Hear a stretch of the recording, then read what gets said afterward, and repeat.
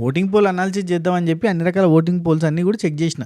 Google, YouTube, Instagram, unofficial, straw polls ఇట్లా రకరకాల poles ఉంటాయి. అన్నీ చెక్ చేస్తే అంత పిసపిస ఉన్నాయబ్బా! అంత ఆగమాగం ఉన్నాయి. దానికి కారణం ఏందంటే పోయిన వారం శ్రీజాకి జరిగిన అన్‌ఫెయిర్ ఎలిమినేషన్ అనేది ఉంది కదా! ఆళ్ళు ఓటింగ్ అని పెట్టి కట్ చేస్తే ఆ ఓటింగ్‌ని ఏం పట్టించుకోకుండా వాళ్ళకి నచ్చినట్టుగా ఫైర్ స్టోము అంటు పడతది, తగులు పడతది. ఫైర్ అంటే తెలుసు కదా! మొత్తం కాల్చి పడేసింది ఒక కంటెస్టెంట్ అన్నట్టుగా ఆళ్ళకి నచ్చినట్టుగా చేసుకుంటూ పోయేసరికి జనాలకి ఇంట్రెస్ట్ పోయినట్టుంది. అఫీషియల్ ఓటింగే పట్టించుకోరు. అన్‌అఫీషియల్‌లో పోయి ఒకట్రా ఓటేసేది అన్నట్టుగా లేదేమో. ఓన్లీ వాళ్ళ కంటెస్టెంట్‌కి సంబంధించిన పీఆర్ టీమోళ్ళు వాళ్ళేయించిన ఓటు తప్ప ఇంకేం లేవేమో అందుల అన్న సెన్స్ కనబడుతుంది నాకు. ఎందుకంటున్నా అంటే ఇప్పుడు 'డి1 పవన్' ఓటింగ్ అబ్బా! అన్‌అఫీషియల్ పోల్స్‌లో కొన్ని పోల్స్‌లో మనోడు టాప్‌లో ఉన్నాడు. యెస్, టాప్‌లో ఉన్నాడు. 'డి1 పవన్' టాప్‌లో ఉన్నాడు. కొన్ని పోల్స్‌లోనేమో లాస్ట్‌లో ఉన్నాడు. అరే! నేను అది నమ్మాలా? ఇది నమ్మాలా? కనీసం ఆన్ అండ్ యావరేజ్ తీద్దామనంటే 1, 2%, 5, 6% డిఫరెన్స్ ఉంది అనంటే మనం ఆన్ అండ్ యావరేజ్ అని చెప్పి నేను అందుకే అట్నే చేస్తా. ఎప్పుడైనా గానీ ఒక యావరేజ్ తీసి చెప్పే ప్రయత్నం చేస్తా. గదేం లేదు. ఓ దాంట్లో 21% ఉంది. ఓ దాంట్లో 10% ఉంది. నేను ఏం యావరేజ్ చేయాలి? 15% అని చేయన్నా? ఎక్కడికెళ్ళొత్తది? అది కాదది. అది యాక్చువల్ నెంబర్ కాదు.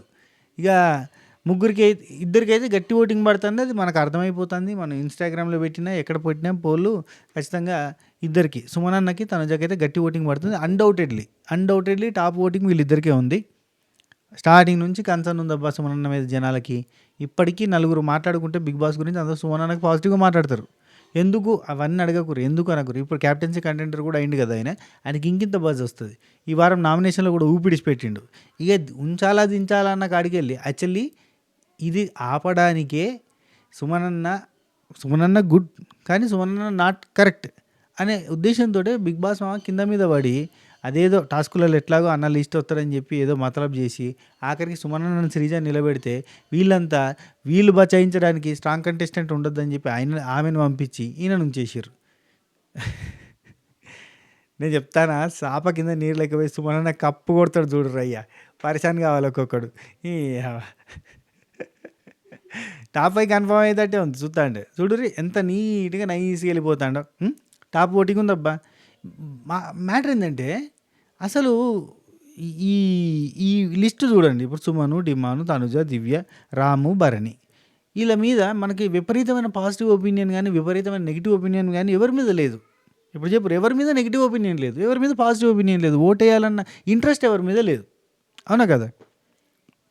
ఏమో తనుజ ఆ పాత ఫ్యాన్స్ తప్ప విపరీతంగా అసలు ఎట్లా వస్తుర్రు నాకు తెలియదు అసలు. అంటే బిగ్ బాస్ చూసి ఓటేసేటోళ్ళ కంటే బయటది ఏదో పెట్టుకుని ఓటేసేటోళ్ళు ఉన్నారు. మరి బయటది ఏదన్నా చండాలం జరిగితే ఓట్ల వల్ల వెళ్ళిపోతారంటే అట్లా కూడా లేదు. ఏమి జరుగుతుంది, ఏం చెప్తారు, ఎటు పోతుంది, చిందర వందర గందర గోళం. రైట్, సరే. ఈ ఈ రకరకాల వికృతమైన ఓటింగ్ పోల్స్లో చూస్తే సుమనన్న, తనుజ వీళ్ళిద్దరు టాప్లో ఉన్నారు. ఇది కన్ఫాము. మిగతా అన్ని పోల్స్లో కూడా సెకండ్ ప్లేస్, థర్డ్ ప్లేస్లో, సెకండ్ ప్లేస్లో, ఫస్ట్ ప్లేస్లో పైన ముగ్గురు పేర్లలో ఎక్కువ శాతం కనబడుతుంది డిమాన్ పేరు. డిమాన్కి కూడా దాదాపు వీళ్ళతో సమానమైన ఓటింగు 21, 21, 21, 23, 20, 20 ఆ టైప్లో కనబడ్డది. ఇక చాలా పోల్స్లో డిమాండ్ పవన్కి 10, 11, 10, 11 ఉంది, 12 ఉంది. రైట్, ఈ లెక్కన చూస్తుంటే ఇద్దరు మాత్రమే సేఫ్, నలుగురు డేంజర్. ఆ నలుగురిట్లలో దివ్య నిఖితకి అన్ని పోల్స్లో 10, 11, 12%, రాముకి 10, 11, 12%, భరణి అనకి 11, 11, 12, 13 అట్లా ఒక్క పాయింట్ అటు ఇటుగా కనబడుతున్నాడు. సో ఈ లెక్కన చూస్తా అంటే రాము డ్యామ్ షూర్ థ్రెట్లో ఉన్నట్టు కనబడుతుంది అంతే. అంటే చూడ్డానికి అయితే రాము బాగా థ్రెట్లో ఉన్నట్టు కనబడుతుంది. దివ్య నిఖిత కావాలని పంచాయతీలు పెట్టుకుంటుంది. మీరు కరెక్ట్గా గమనించండి, దివ్య నిఖిత కావాలని పంచాయతీలు పెట్టుకుంటుంది. Because she want to be in Bigg Boss house. అందుకే అంటే ఆమె బిగ్ బాస్ హౌస్లో ఉండాలి, పట్టుకొని ఉగులాడాలి. కాబట్టి ఏం చేయాలని పంచాయతీలు పెట్టుకుంటుంది ఊరికినే వాళ్ళతోటి వీళ్ళతోటి.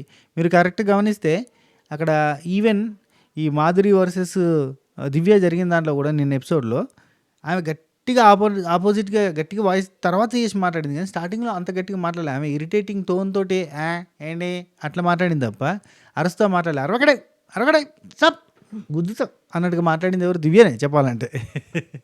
ఎందుకంటే ఆమె ఉండాలి అనుకుంటుంది. మాధురి ఇలాంటి వాళ్ళతోటి ఫైట్ పెట్టుకుంటే ఆమె కీప్ ఆన్ కంటిన్యూయింగ్ అన్నట్టుకుంటే ఖచ్చితంగా మళ్ళీ పెంట అయితే ఈ పెంట కోసం అని ఉంచుతారని క్యాలిక్యులేటివ్ బ్రెయిన్తో క్యాలిక్యులేటివ్గా ఇప్పుడు భరణి అన్నతో సోపతి పెట్టుకుంటే ముందుకు పోవచ్చు అనేది ఈమె క్యాలిక్యులేషనే.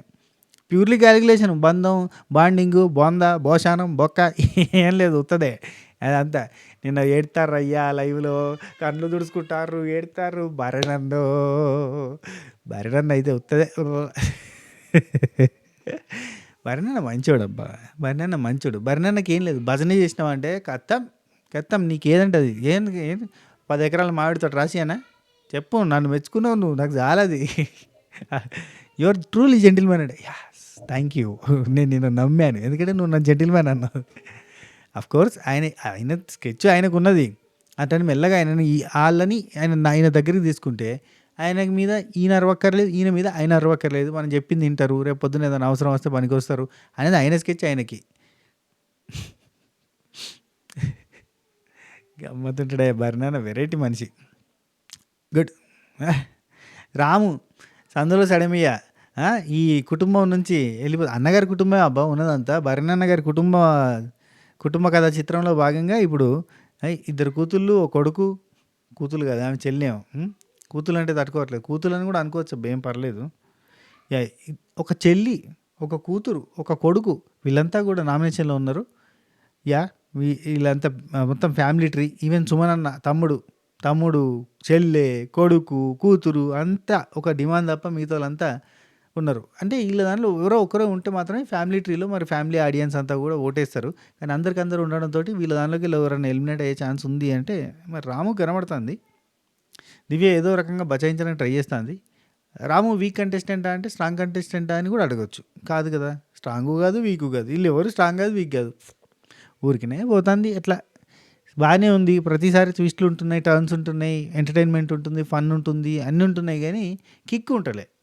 ఏదో నడుస్తుంది అంటే నడుస్తుంది. సీజన్ 9 సగం అయిపోయింది. చూస్తాంటే సగం అయిపోయింది. దాదాపు దగ్గర పడ్డ సగానికి కదా. 3.5 నెలలు, అందులో ఆల్రెడీ 1.5 నెల అయిపోయింది. చూద్దాం ఏం జరుగుతుందో. ఇది మ్యాటర్. ఈ వీడియో మీకు నచ్చిందని అనుకుంటున్నా. అండ్ మీరు ఎవరికి ఓటేస్తారు అబ్బా, నాకు అర్థం కాదు. ఇలా ఎవరికి ఓటేస్తారు చెప్పుర్రి. ఆ కిక్ అనేది లేదు. మేబీ ఇక ఇట్లా చూసి ఏం చేస్తారు తెలుసా, గివే చిల్లర పంచాయతీలు, ఊకే పంచాయతీలు చిల్లర పంచాయతీలు అయితేనే ఉన్నాయి. ఇక్కడ లోపల ఉన్న వాళ్ళ బాండింగ్లు దిగిపోతున్నాయి, కొత్త బాండింగ్లు స్టార్ట్ అవుతున్నాయి. ఇమాన్యుల్ వర్సెస్ తనుజ అంటే ఇద్దరికి పడతలేదు, ఇద్దరికి కొంచెం గొడవలు అవుతున్నాయి. ఇప్పుడు రీతు దూరం ఉండాలన్నా దగ్గర ఉండాలన్నా డిమాండ్ పవన్ వల్ల ఆమె గేమ్ పాడవుతుందా అన్న సెన్స్లోకి ఆమె పోయింది. బేసిక్గా డిమాండ్ పవన్ గేమ్ పాడవుతుంది నా వల్ల అని అంటే ఆమె పెద్ద పట్టించుకోదు. కానీ డిమాండ్ పవన్ వల్ల ఆమె గేమ్ పాడవుతుందంటే ఖచ్చితంగా పట్టించుకుంటుంది. సో అవాయిడ్ చేయడానికి ట్రై చేస్తుంది. సో ఈ లెక్కన ఇట్లా పోతుంటే ఇవన్నీ బంధాలన్నీ తెగిపోతాయి. కోర్స్ ఈ బంధాలను తెంపాలనేది తెగగొట్టాలనే ఉద్దేశంతో వచ్చింది అయేషా అనుకోరి. సో ఇవన్నీ తెగిన తర్వాత ఏం జరుగుతుంది, తెగితేంది, అతుకుతేంది, ఈ సీజన్ పోతున్న గతి ఏంది, లోపల ఉన్న కంటెస్టెంట్ మతేంది, ఏమర్థం అవుతలేదా? అది సంగతి. చూద్దాం. Keep on continuing watching our videos for entertainment purpose. అంతే. సరే ఉంటా. ఇది వీడియో. ఈ వీడియో మీకు నచ్చినట్టయితే లైక్, షేర్, కామెంట్, సబ్స్క్రైబ్, గంట కొట్టేసేయండి. బాయ్. చెప్పగైర్.